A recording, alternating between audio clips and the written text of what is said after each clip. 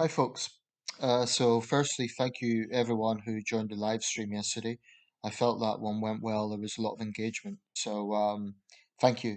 I'll be doing that periodically, but I'm not going to set any particular times because, like I said, it's difficult to find a time when everyone would be free.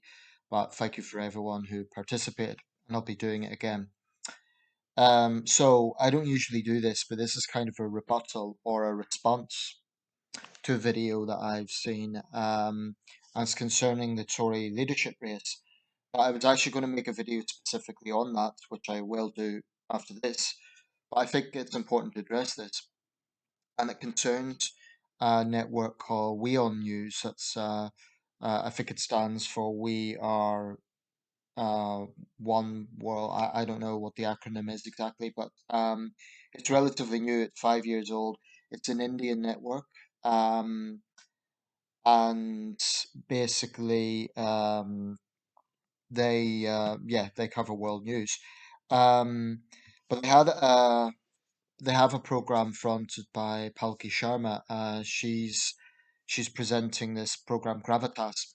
I've seen a number of their reports, and I always thought it was kind of, I don't know, I didn't have any strong views on it.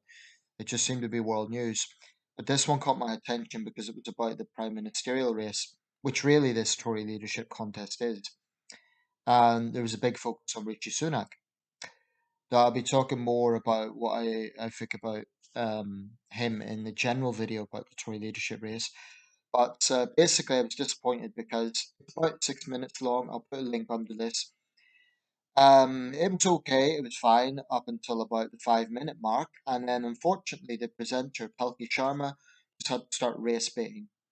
What I mean by that is she claims, without much basis, that if Rishi Sunak was white and had blonde hair, there wouldn't be criticism of him and his wife. Um, that's just a baseless. It's a baseless smear against his country. Um, and I was quite irked off by it, to be honest, because it's inflammatory. I mean, her basis for this, her so-called basis, was one tweet that asked if a brown man could be prime minister, but this one tweet does not represent a country of 68 million people. What I find quite grating is the fact that half the leadership contenders are ethnic minority people. Rishi Sunak, second most powerful man in government, where he was. Well, actually, the new chancellor is also ethnic minority, Nadeem Sahawi. Um, that's a reflection of how far the Tories have come. It's actually a reflection of Boris Johnson. He as prime minister, he appoints people to cabinet, the most diverse cabinet ever. Say what you want about Boris Johnson, but that certainly flies in the face that he's a racist. Um, and I'm just royally tired of people vilifying this country. Now, she is a news anchor. She should be more professional than that. She's entitled to her own opinion, but I would question consistency. Will she question, for example, discrimination that continues in India, caste discrimination, for example? Will she question the growing intolerance of Hindutva extremists? I doubt it. No, no, let's just bash the British. Um, I honestly think some Indian nationalists, and I'm calling her an Indian nationalist because that is the pitch that she was taking with this report, talking about how it wasn't so long ago that we were the colonial power and using this whole narrative. Um, I think some of them, frankly, have a chip on their shoulder. They just have an inherent bigotry against the United Kingdom because of history or because of whatever. But it's unprofessional. More importantly, it's baseless. The UK, I would argue, is one of the least racist countries in the world. We have racists, we have racism, but it's not even comparable to the sort of situation we saw in the 1970s, where it was quite, let's say, between the 50s and the 80s, probably, where it was pretty bad. People were openly using racial slurs without consequence. But this country has come a long way, a long way. And racists today are a small minority, like true hardcore racists who hate minority people. Um, of course, minorities themselves can be racist. There's no doubt about that. But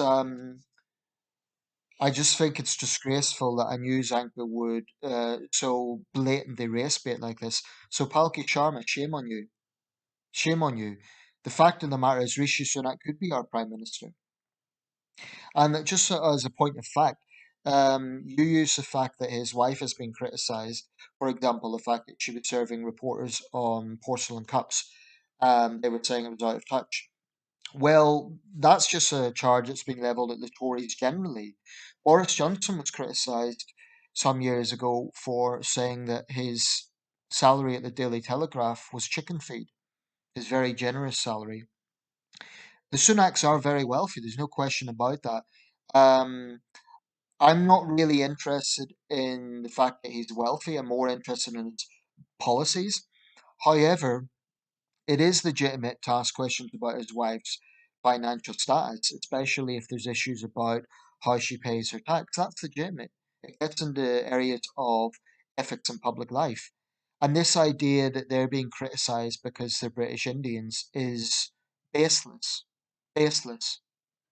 It ignores the fact that white politicians have been criticised for similar reasons over the years. No, that wouldn't suit the agenda of WION News, would it? The anti-British agenda. So the report was all right up until that point. Um, I think I've seen some of her stuff before, and I may be mistaken about this, but I don't think it's the first time she's done it. But anyway, regardless, that in this report she did, and um, I just think it was very unprofessional. Whatever her personal opinion was, for her to put that racial angle, I was kind of disgusted by it actually, because there's a strong chance Rishi Sunak will be our next prime minister. And I guarantee you, most British people, um, they'll not have strong views on the fact he's a British Indian. It will be historic, of course, it will be historic.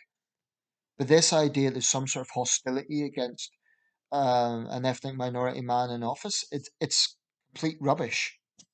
Rishi Sunak was the second most powerful man in the country. Sajid Javid, Nadeem Sahawi, Priti Patel. Look at the cabinet.